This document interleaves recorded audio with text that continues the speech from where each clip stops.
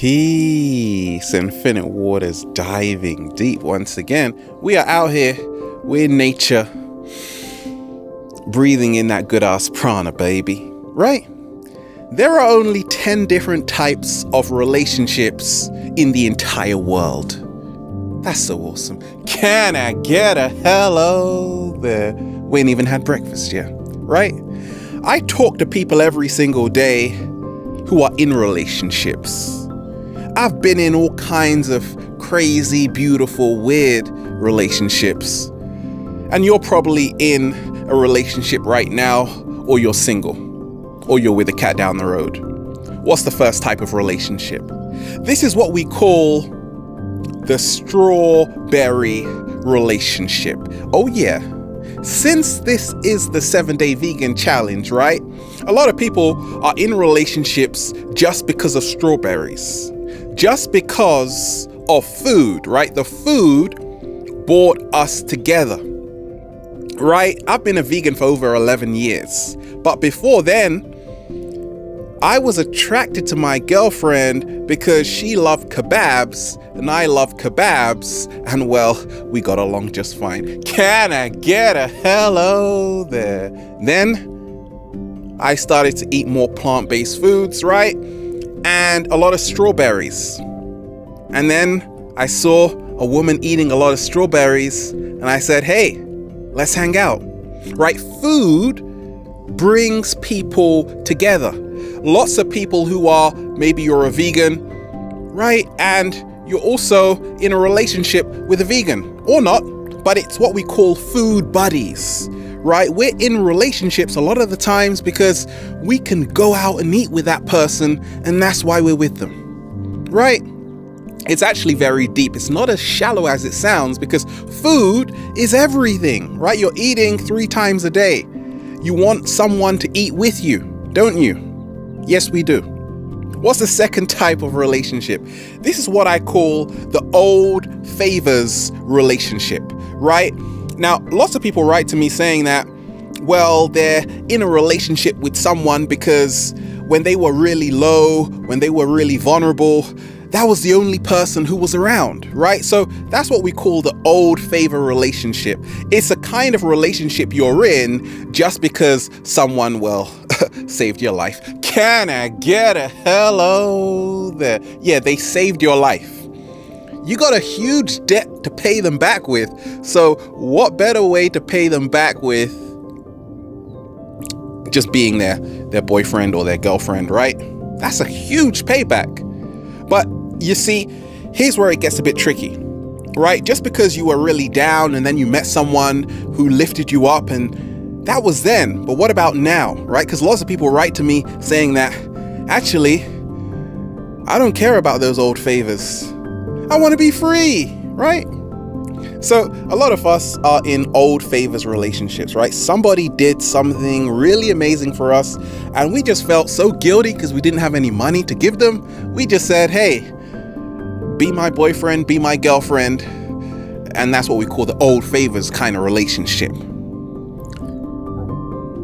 Number 3 is what we call the on and off relationship, right? Lots of people, they say, I'm in a relationship. I'm not in a relationship. I'm in a relationship, right? It's what we call the quick text, right? I hate you. It's over. Sorry, honey. I love you. We're back on again. Can I get a hello there? That's what I call the really, like, kind of temporary glitch, right? It's like, I love you. Can I get a hello there? Now, I talk about becoming your greatest version, and it's wonderful to have on and off relationships, right? Because everybody deserves a second chance. But usually on and off relationships really signify that you're still not sure, right? You're still not sure if that's the one. You don't want to let it go, but you really want to hold on just to see what will happen next, because you're totally not over them yet. You think you are, but then you're like, no, I'm not. So when your friends say, gosh, is it over? You're like, yeah, he did this or she did that.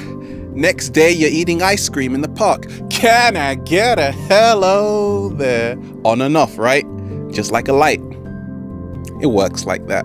Number 4 is what we call the open relationship. That's the kind of relationship where you're just having threesomes, foursomes, fivesomes, sixsomes, sevensomes, eightsomes, ninesomes, tensomes. That's a song we're trying to release. What's up? Right? Still not going platinum yet. So, open relationship is really a relationship of the free spirits. I've been in a lot of so-called open relationships, but I've only been with one person. But what I mean with open relationship, it's kind of relationship you're in and both of you are so expanded in your mind. It's not like I own you kind of relationship, right? Because lots of us, we're in relationships and we actually think we own the other person. She's my girlfriend. He's my boyfriend. They can't leave my sight. Like, an open relationship is not just about having threesomes and foursomes. No, it's just about being free in your way of thinking that actually I don't own this person. They want to go and chat to the postman. Well, let them chat to the postman. Man, can I get a hello there? Right?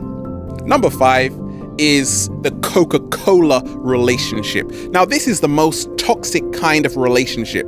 This is when you're still with someone who has treated you like a doormat, right? Thrown all of your dirty laundry outside for everybody to see, and you're still with them, right? The Coca-Cola relationship is where two people are together and really they shouldn't be, right? But they are, because it's vibration again, right? And a lot of the times it's just physical, right? Oh, she's got a nice booty.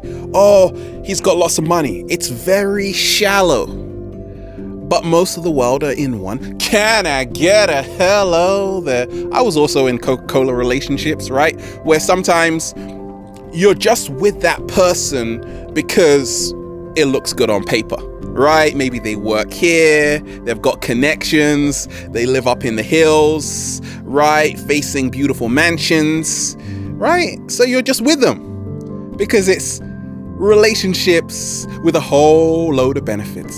But the Coca-Cola relationship is where you can't stop arguing, right? Both of you go at each other and you both get a kick out of it, right? Because both of you are just as bad as each other. Maybe, just maybe, it's time to start taking some responsibility that, yes, you are choosing to be in this Coca-Cola relationship. Oh yeah. Number 6 is what we call the ride or die kind of relationship, right? I was in a relationship years ago, right, with a girl who would always be there for me.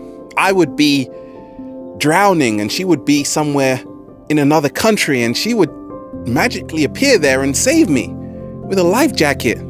I could actually swim. That's a bad example, right? She was a ride or die chick, basically willing to be down for whatever, right? Someone was trying to start an argument with me. She would be there right by my side, protecting me all the time. I called her the boxer, because you better not mess with me. You got a queen to mess with. Can I get a hello there? And that's probably the most beautiful kind of relationship, the ride or die relationship. If you're down for me, I'll be down for you, right? But in this Tinder generation, those ride or die relationships are very rare, right? Are you in a ride or die relationship? Is your partner willing to go butt naked in the streets just because you told them to? That's love right there, right? That's real love. Real love. Number 7 is the I don't even know. I never knew we're even in a relationship, right? A lot of people are in relationships, but they don't even know about it. Apparently I'm in a relationship. Really? Right? And this is what happens when there's a lack of communication.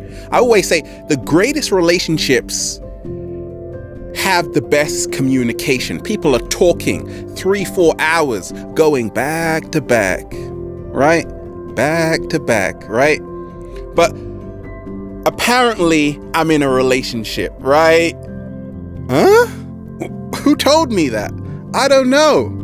That's what you said. Apparently I'm your boyfriend and you're my girlfriend, apparently, right? It's a conspiracy. It's a conspiracy. Nobody even knows what's happening, right? And that's why you got to start talking to say, actually, are we going out, or what are we doing, right?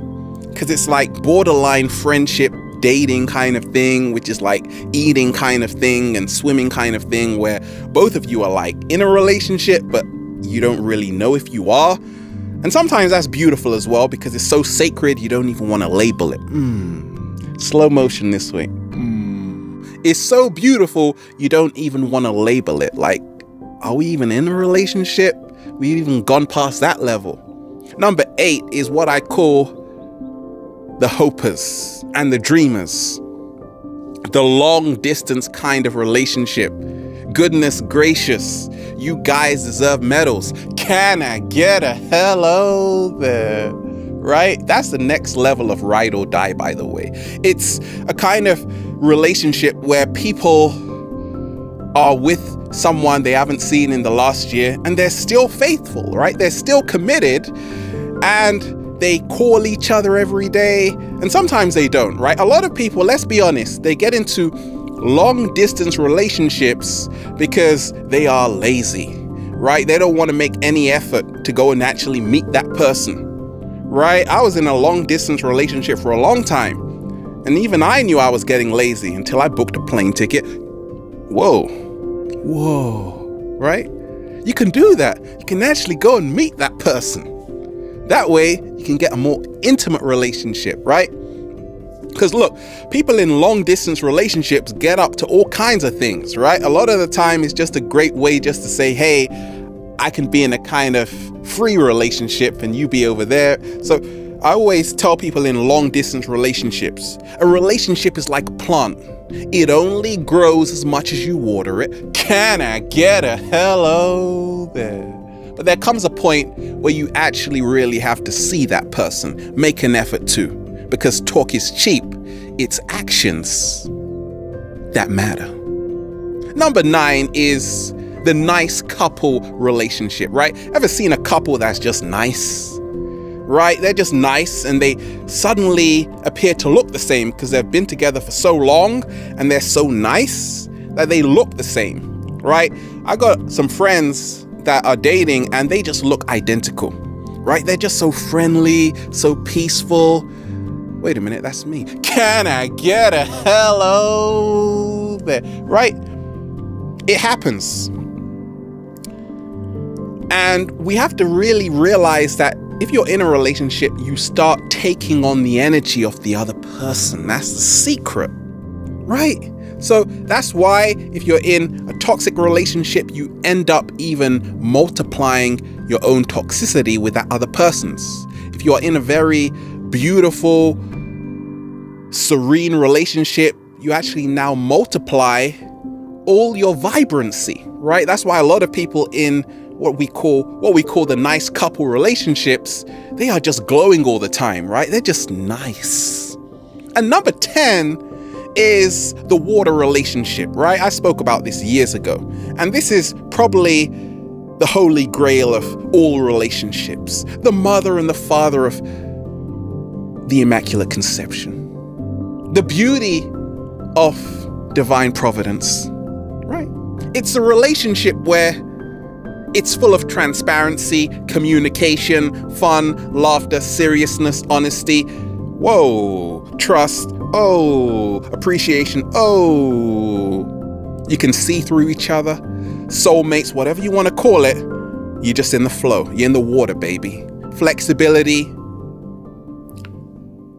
No arguments that aren't working towards a solution, right? Because some people, let's face it, they just want to argue.